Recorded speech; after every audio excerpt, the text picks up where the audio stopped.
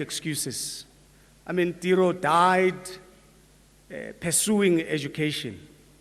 These are people that made a huge contribution in the struggle against apartheid in the communities that they were part of.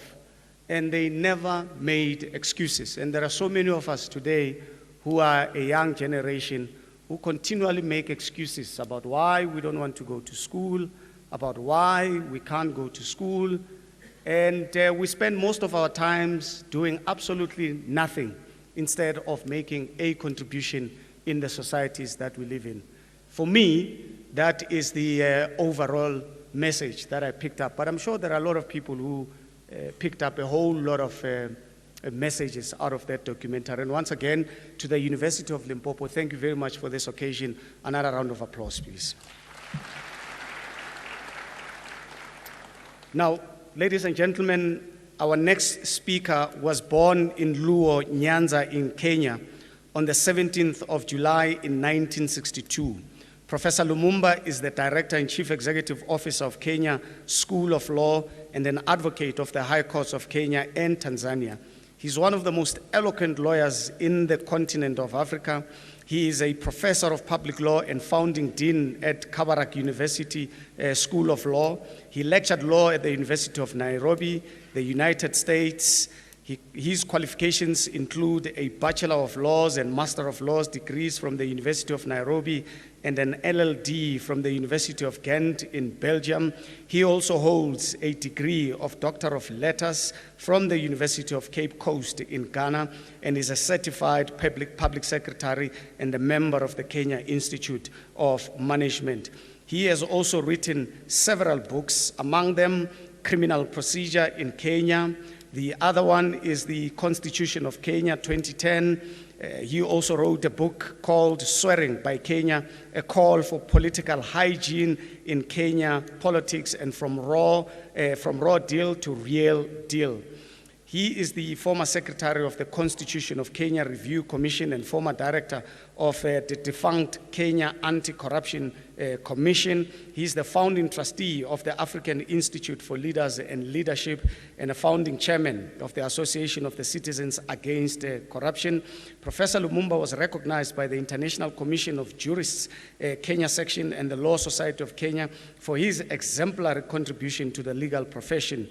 He was the recipient of the Leadership Award in 1996, which was awarded by the Kenya USA Association for the Martin Luther King Jr., and was the recipient of the 2008 Martin Luther King Africa Salute to Greatness Award by the Martin Luther King Jr. Africa Foundation.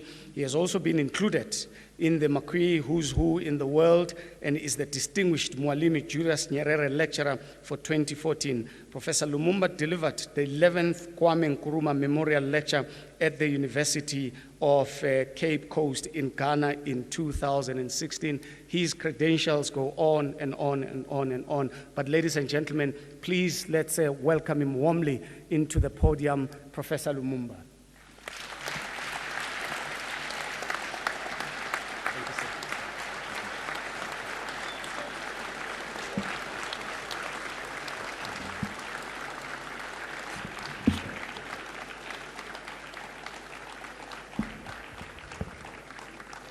Let me start by recognizing the chair of the Governing Council of the University of Limpopo, the Vice Chancellor of the University, members of the Council, senior academics here present, the clergy who are here present, the students and other distinguished guests, and the family of the late Abraham Tiro for inviting me on this 8th day of the month of December 2017 to deliver the 5th Memorial Lecture.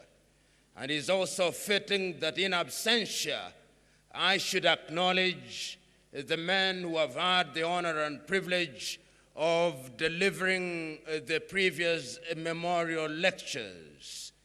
It gladdens my heart that today we are assembled here to remember a young man whose life was cut short on the first day of February 1974 at the tender age of 29 years. I remember in that year, 1974, I was age 12, and I was a Standard 7 student, and in the month of December, I heard about Tiro for the first time. It is noteworthy as we remember Tiro today and as we celebrate him, that his life is marked by several monumental milestones. In 1945, the year of his birth, the international community sat down in San Francisco in the United States of America to create the United States Organization. At that time, almost all African countries were under the colonial yoke, except Sierra Leone, Liberia, and Ethiopia. 3 years later, those of you will remember, under the patronage of Hendrik Verwoerd, the most pernicious regimes of color differentiation amongst men was instituted in this country. You will also remember that at that time, the international community was already beginning to recognize that the entire colonial project was a project that was inimical to human civilization. We will remember that a few years, in 1957, the great Ghanaian Diosaghiefo Kwame Nkrumah, speaking on the day of the independence of Ghana, was as passionate as he was eloquent in saying that Africa had to seek first the political kingdom and the rest would be given unto them. Unfortunately, we sought and obtained the political kingdom, but there is still a debate as to whether the rest has been given unto us or whether we have used our capacity to give us the rest. So today we are gathered here to commemorate a young man whose life was cut short in the most brutal manner that any man can die. For the family, the video merely awakens old memories, and perhaps it is a day to mourn again. But the question that one must ask, are men like Tiro to be mourned? And my submission is that such men are never mourned. Such men are celebrated. Such men never die. It is the great Mahatma Gandhi who said several years ago, when he was confronting the colonial powers, that they may torture your body, even take away your life, but they can never kill your ideas. That is why today we are able to say that old soldiers never die. And such a soldier is Abraham Tiro, in whose memory we are here present. But this land of South Africa is also a land of other great people. And therefore, when we are assembled here today, we must remember those others who are his comrades in arms. We must remind ourselves that this land has given us great leaders such as the great Albert Lutuli. We must remember them today. We must remember that this land has given us great leaders such as Nelson Mandela. We must remember them today. We must also remind ourselves that this is a land that has given us leaders such as Bantu Stephen Biko and Chris Hani and Albertina Sisulu and Walter Sisulu and Ahmed Kathrada and many other leaders who have served the world. We must remember that today. We must also remember that there are others who are still alive and well.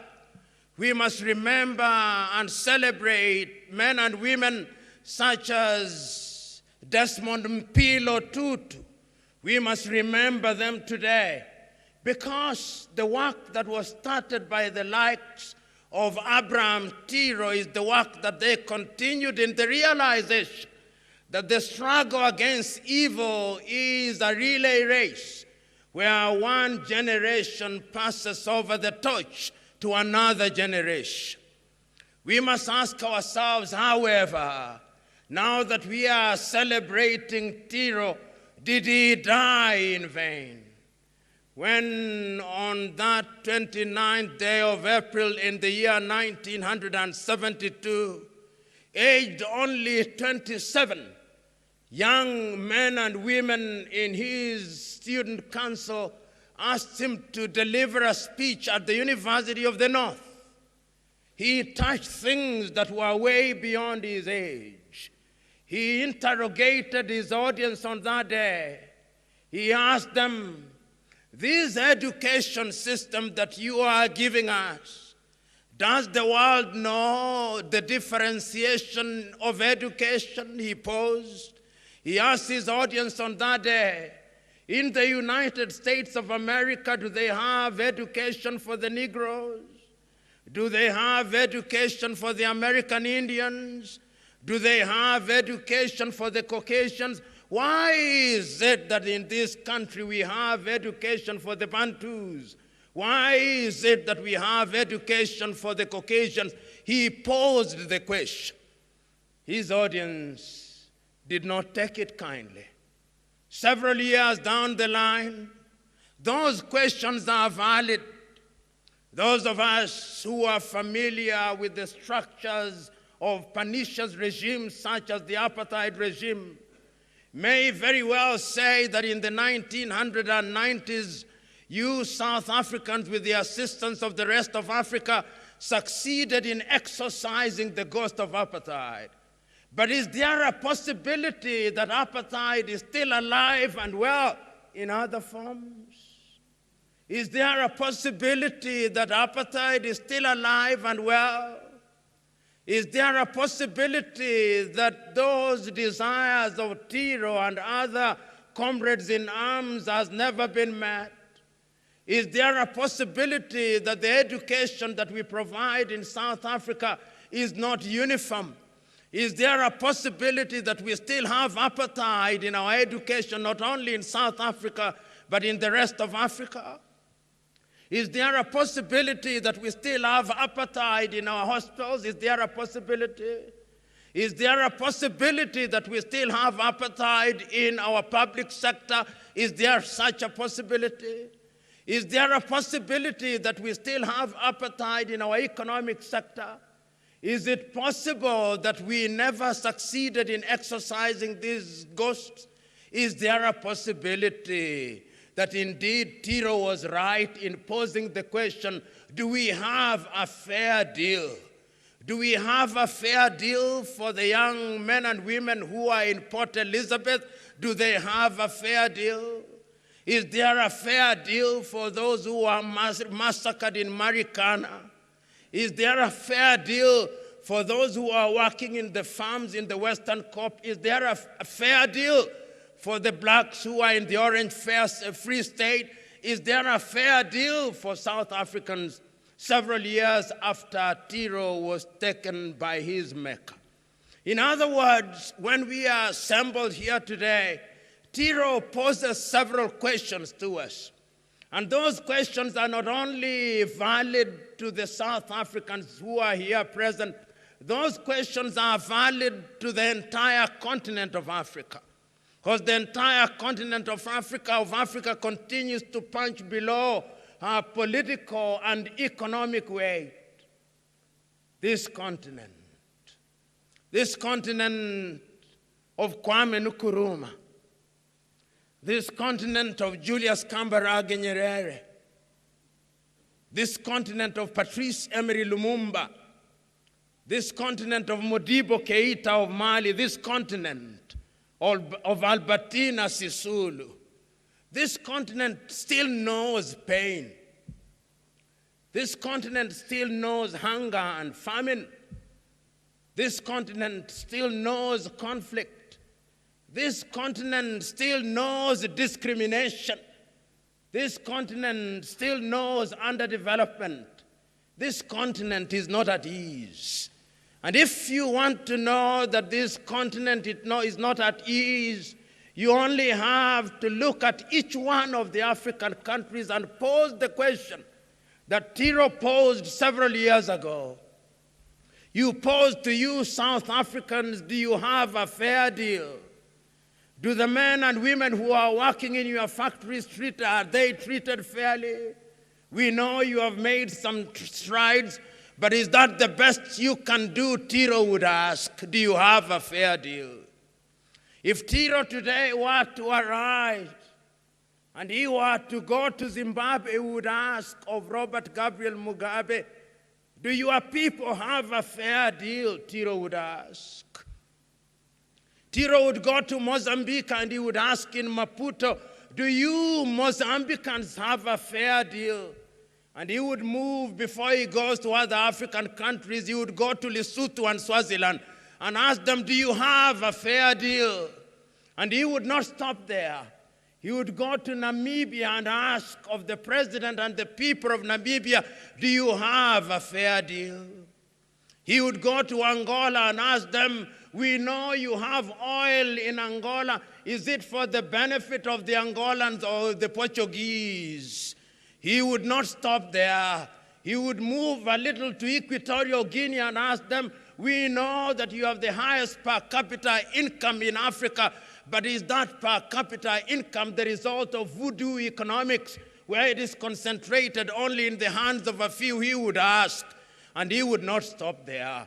He would go to Malawi and Zambia, and he would ask,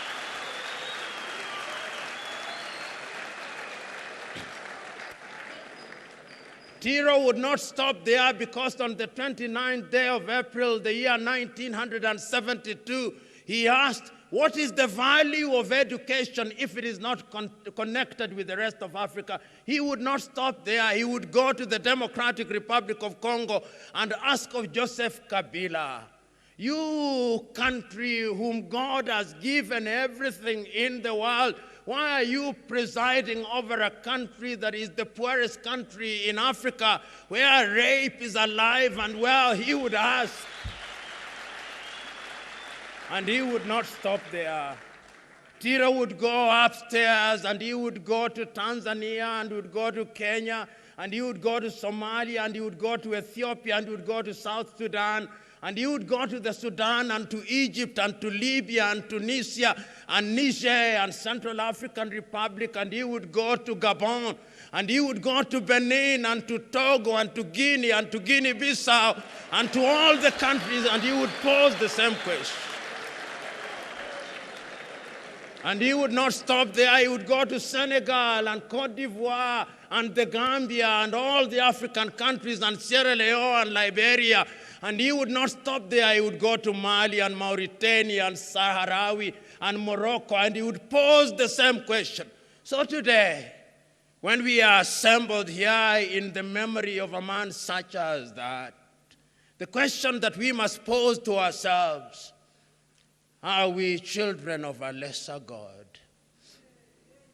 Are we children of a lesser God? that endowed with the resources that we have, the dreams of Abraham Tiro have never been satisfied. What will we tell Tiro? You served in the SRC with Tiro. What will you tell him? When his torch was extinguished, have you carried the torch with dignity?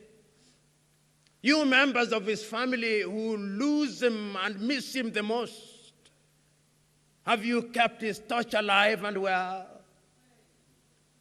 You who knew him through history, have you kept his spirit alive? You who loved him, what are you doing to keep the agenda? How many Tiros have been born?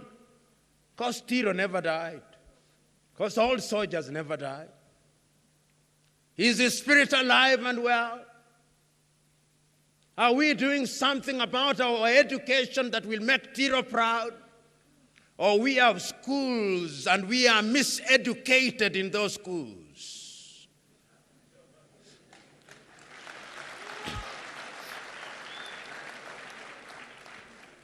We have hostels, but are they accessible to all of us? We have farms, but do we eat what we deserve? We have young men and women who want to be engaged in gainful employment.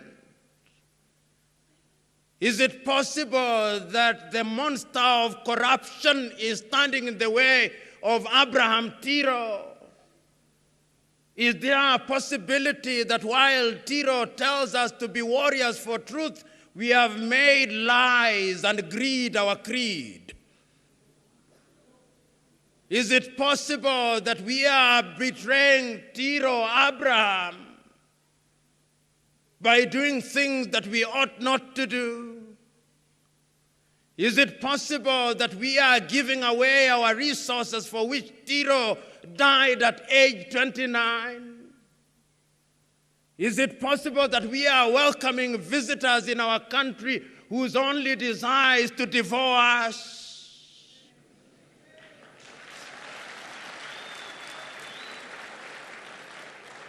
Is it possible that we are abandoning our houses to men and women whose only agenda is to decimate us? Oh, Tiro, look at this audience. This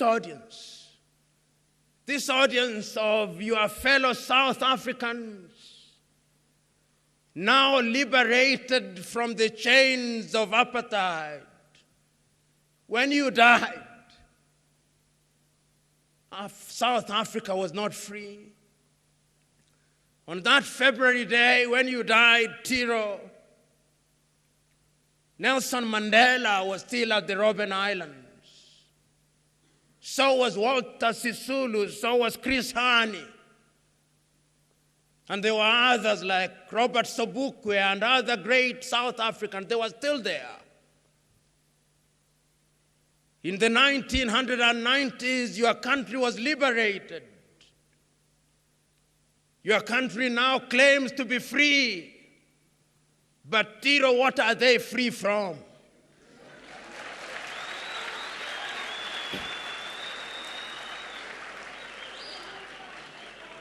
Tiro, is it possible that they are free from the chains and the yoke of apartheid, but they have been imprisoned by something else? And if it is true that they have been imprisoned by something else, what is that thing else?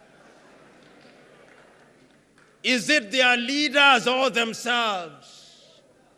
Is it possible, Tiro, today that we have all sinned and fallen short of the glory of both man and God, and that we are all in equal guilt? If that is true, is this not the day, therefore, that your spirit must descend upon us? That we must see the things that as a 29-year-old you saw when elders could not see? Is it possible that you came long before your time and the gods had to call you back? But is it possible that your message is now so relevant that you must not only impact upon South Africa, but upon Africa? We are assembled here to remember you, Tiro. But remembering you, because I'm told your name means remembering. But what do you remember about Tiro?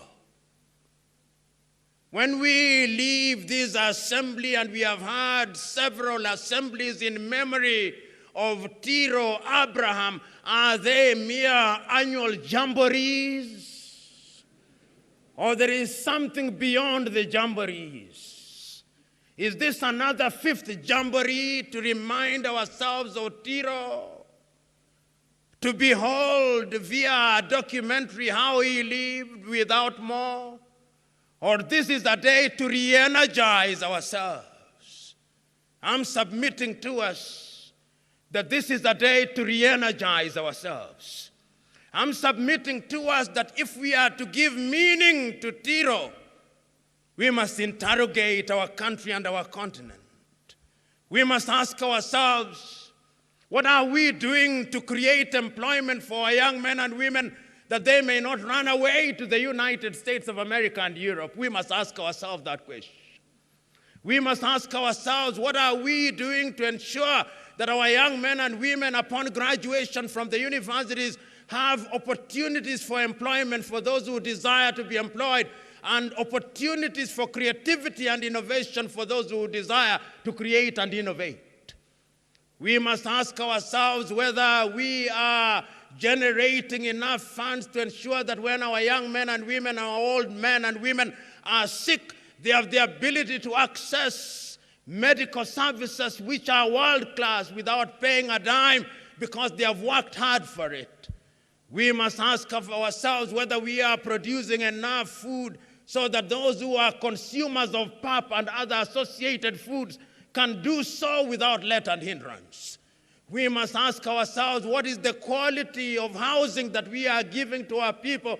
We must ask ourselves, what is the kind of infrastructure that we are giving to our people? We must ask ourselves whether we are giving our people the promises that we made to them in the days of apartheid regime.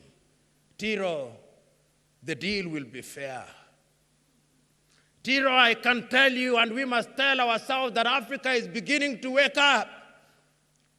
Our duty is to ensure that Africa continues awake, because there is no shortage of individuals who are in the business of injecting Africa with anesthetic drugs that they may continue in their slumber. So, Tiro, we must welcome the Chinese in Africa, but we must stop them from raiding our resources.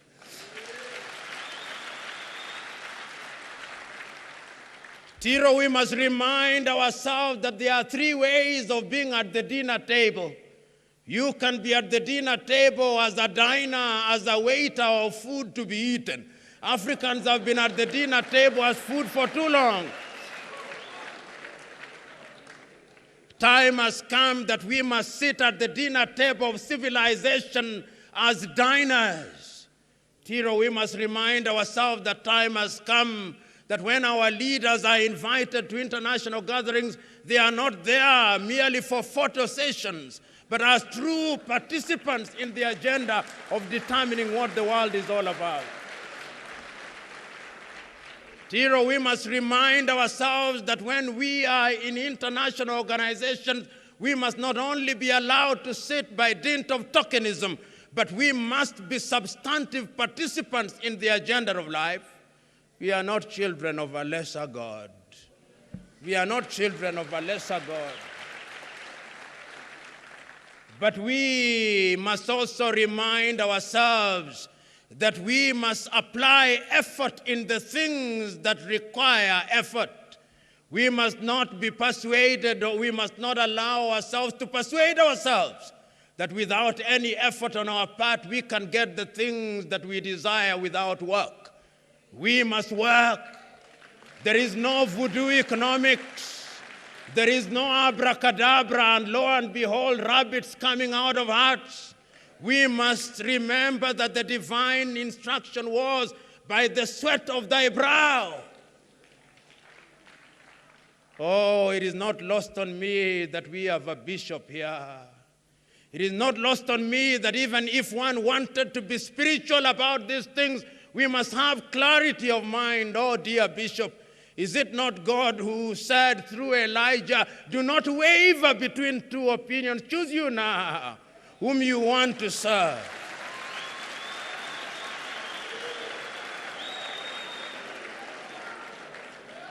Is it not the same God who through Joshua said, choose you now whether you want to worship the God of the Amorites or the Lord God. As for me and my house, I shall serve the Lord. And I'm saying that one of the ways in which we serve God is by engaging in productive and honest labor.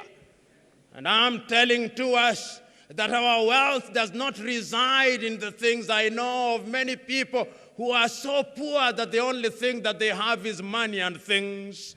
You and me must allow ourselves to be rich and wealthy in a different way, because the last time I checked, greed can never be satisfied. The last time I checked, those who are greedy is like consuming salty water. The more you consume, the more you thirst and the more you desire. Tiro, we are saying that time has come for Africans to liberate themselves. And I have a report to give to you, Tiro, on this 5th anniversary on which we remember you. There are countries that are beginning to move in a useful direction. Even your own South Africa, despite and in spite all the problems they are still the largest economy in Africa. They are moving in some direction. Our only prayer is that they must continue moving forward, even if the pace is slow. Your country is not in a bad place. Tiro, it is not only South Africa that is beginning to see a fair deal. The neighborhood in Botswana is beginning to move in the right direction. We know we have problems in Lesotho and Swaziland, but big brother South Africa will sort out those, Tiro.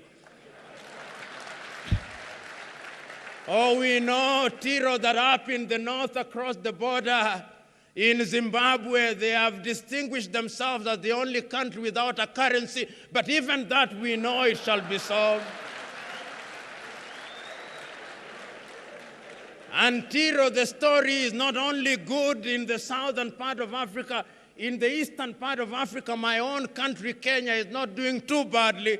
She has her own adolescent tantrums, but she'll soon settle down. And Tanzania and Ethiopia and Rwanda and Uganda are not doing badly either. In the West, Ghana and Nigeria are also doing well, reasonably well. And Cote d'Ivoire is also doing reasonably well. Sudan has a problem, and Central African Republic, but we are asking the African Union to wake up. And we are the ones who will wake her up, because she's been a sleeping dog for too long. And it is your spirit that will make her wake up. So, Tiro, today, when we remember you, you who are born and died young, when we remember you, you who are born and died violently, you died a good death. For history has shown us that the man whom God loves died violently. Did Christ not die violently? Did the great Mahatma Gandhi not die violently? Did Nkrumah not die in great pain? You died the death of brave men. And that is why you never die. So, Tiro, today, we are here to give meaning to what the South Africans sometimes shout about without much thought. We are here to give meaning to the shout, Amandla, that Amandla may have a suitable response. Amandla! Maibuye! Maibuye! Amandla! Amandla! Tiro is an old soldier who will never die. Amandla! Maibuye. Thank you.